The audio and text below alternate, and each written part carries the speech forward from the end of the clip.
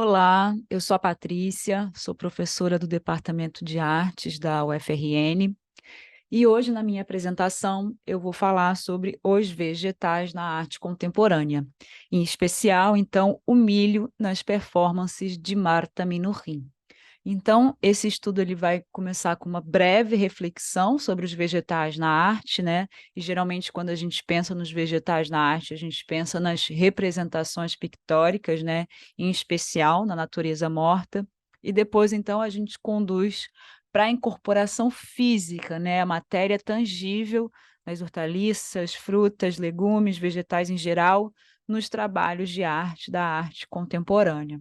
Por fim, então, eu me aprofundo no emprego do milho, nas performances da artista argentina, pensando no seu caráter simbólico, né, do milho como um dos alimentos mais consumidos no mundo e cuja origem é latino-americana.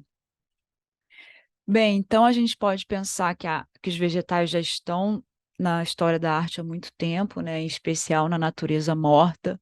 Aqui eu tenho, por exemplo, uma imagem do Giuseppe Arcimboldo, que é muito conhecido pelos seus retratos, onde a composição do corpo, da figura humana, sempre se dá por meio dessa junção, dessa justaposição aí de vegetais. Nós temos o cesto de frutas de Caravaggio, abacaxi, melancia e outras frutas do pintor holandês Eckhout, né, que veio ao Brasil e começa então a retratar essas frutas tropicais.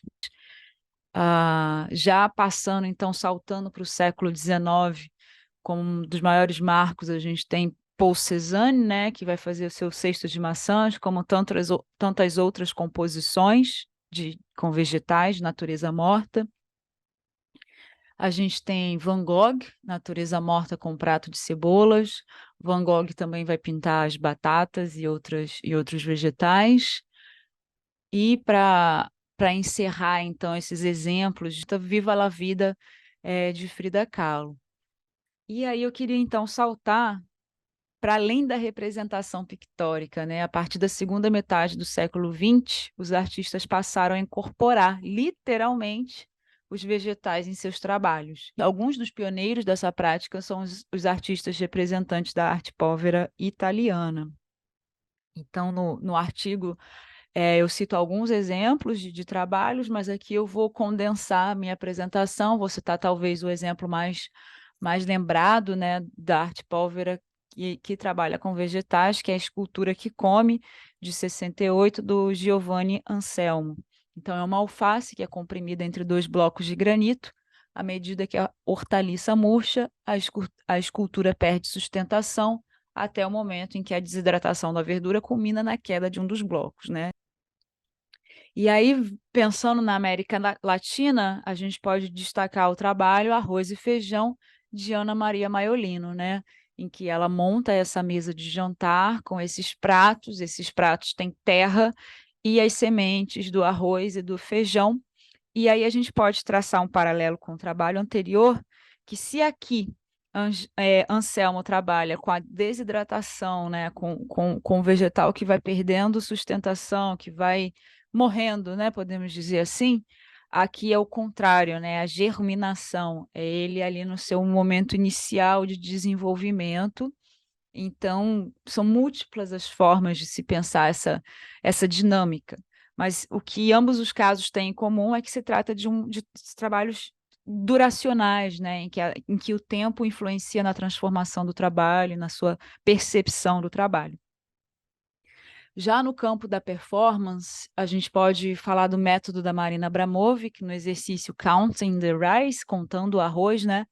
Onde os participantes devem contar um amontoado de grãos e, com um lápis, anotar a contagem em uma folha de papel. Então, o intuito desse exercício, né, grosso modo, é você estar presente, né? Você estar conectado com o presente. Então, quando você executa uma tarefa como essa, como a gente pode ver na imagem, né, de separar os grãos, o arroz do feijão, o arroz da lentilha, você tem que estar presente porque você está contando, você está executando uma ação que te conecta com o momento presente.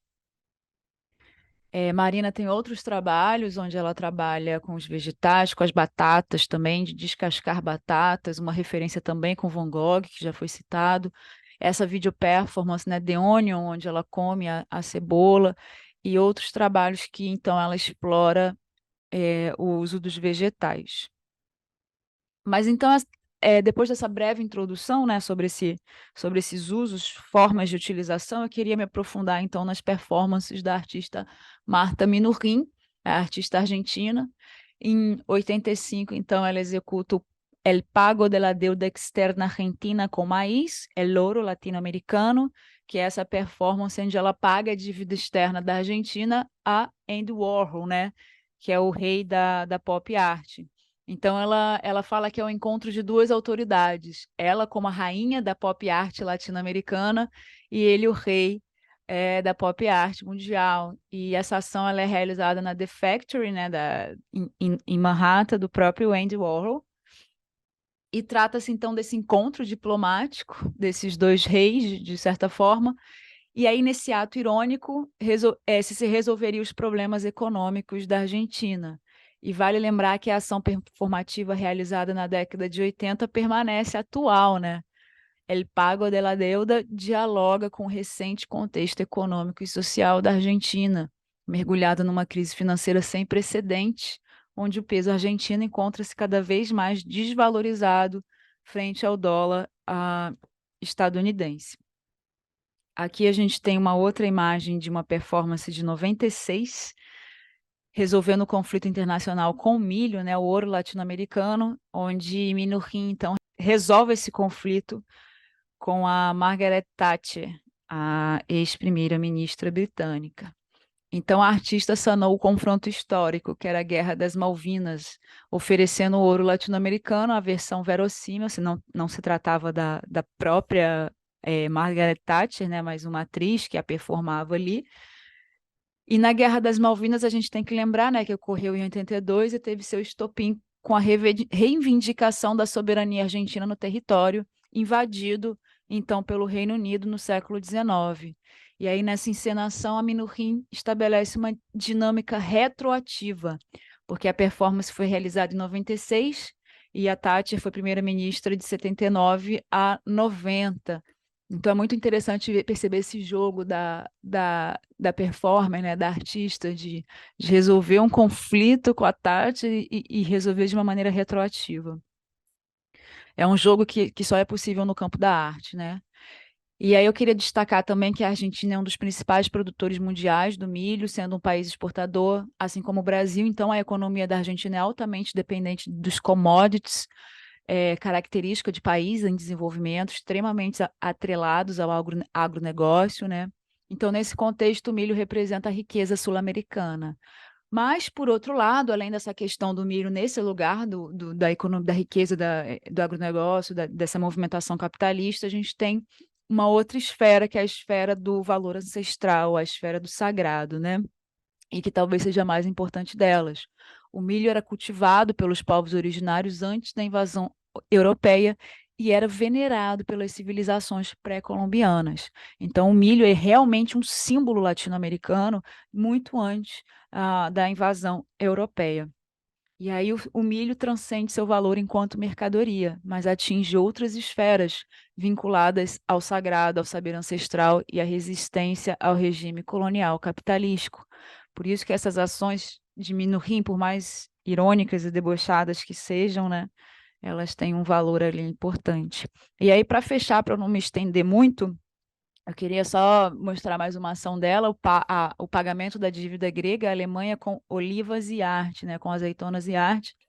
E aí a performance mostra a ousadia da artista, uma sul-americana, envolvendo-se nos problemas de nações europeias. Mas talvez por isso mesmo, pela sua vivência como cidadã argentina, por ser alguém oriunda de um país que vive há décadas mergulhados em crises econômicas, Minuchin tenha empatia com os gregos e conhecimento de causa para resolver conflitos internacionais com potências mundiais. Então, eu acho interessante a gente pensar essas ações também como ações decoloniais, né? E também essa ousadia de uma artista latino-americana. Bem, eu encerro então minha apresentação aqui para não ultrapassar o tempo e agradeço a atenção de vocês.